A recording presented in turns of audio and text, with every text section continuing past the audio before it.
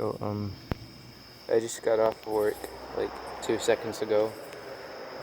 So I'm just gonna read while I wait for my ride to come here. So, Chapter 3 of Between Shades of Grey. Mother packed an equally large suitcase for Jonas. It dwarfed his small, thin frame, and he had to carry it with both hands. Bending backward to lift it off the floor, he didn't complain of the weight or ask for help. The sound of breaking glass and china wailed through the house in quick intervals. We found our mother in the dining room, smashing all her best crystals and china on the floor. Her face glistened with sweat, and her golden ringlets fell loose over her eyes. "Mama, no!" cried Jonas, running toward the broken shards that littered the floor. I pulled him back before he could touch the glass. "Mother, why are you breaking your beautiful things?" I asked. She stopped and stared at the china cup in her hand. "Because I love them so much." She threw the cup to the floor, not even pausing to see it break before reaching for another. Jonas began to cry. "Don't cry, darling. We'll get much nicer things." The door burst open and 3 NKVD officers entered our house carrying rifles with bayonets. "What happened here?" demanded a tall officer, surveying the damage. "It was an accident," Mother replied calmly. "You have destroyed Soviet property," he bellowed. Jonas pulled his suitcase close, fearful that any minute it, too, might become Soviet property. Mother looked in the foyer and mirror to affix her loose curls and put on her hat. The NKVD officer slammed her in the shoulder with the butt of his rifle, throwing her face first into the mirror. "Bourgeois pigs, always wasting time. You won't need that hat," he scoffed. Mother righted and steadied herself, smoothing her skirt and adjusting her hat.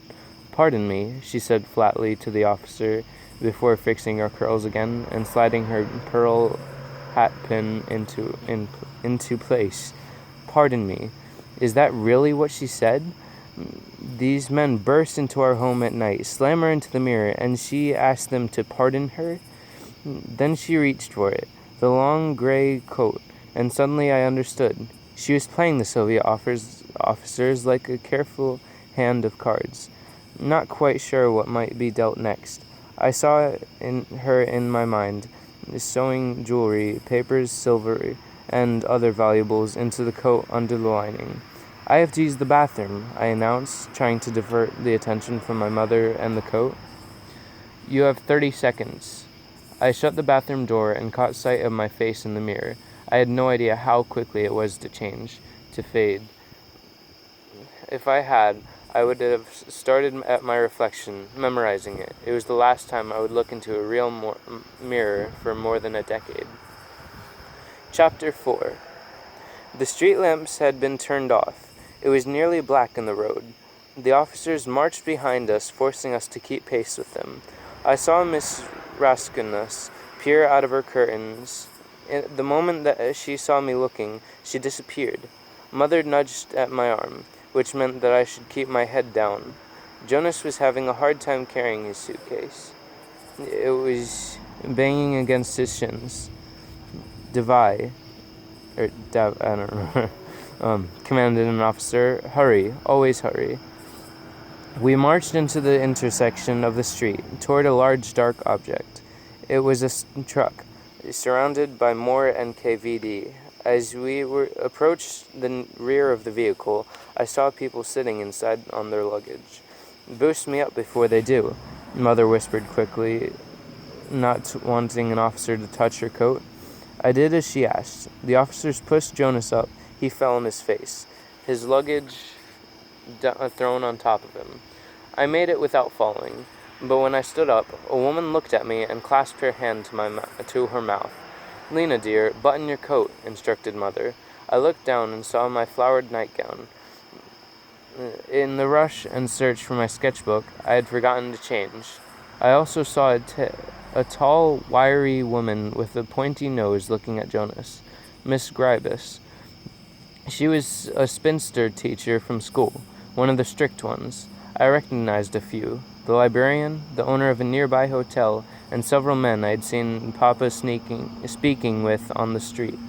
We were all on the list. I didn't know what the list was, only that we were on it. Apparently so, the other 15 people sitting with us. Apparently so were. No, sorry. Okay, sorry. The back gate of the truck slammed shut. A low moan came from a bald man in front of me. We're all going to die, he said slowly. We will surely die.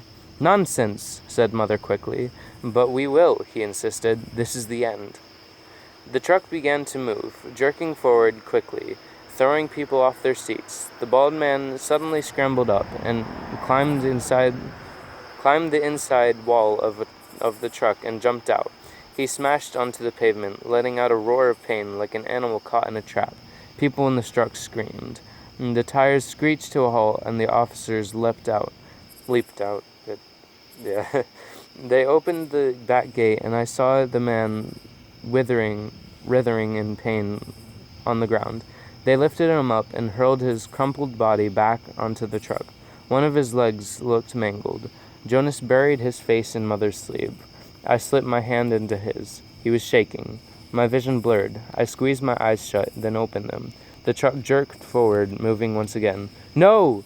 The man wailed, holding his leg. The truck stopped in front of the hospital. Everyone seemed relieved that they would not tend to the bald man's injuries. But they did not. They were waiting. A woman who was also on the list was giving birth to a baby. As soon as the umbilical cord was cut, they would both be thrown into the truck. Alright, 2 chapters. There you go.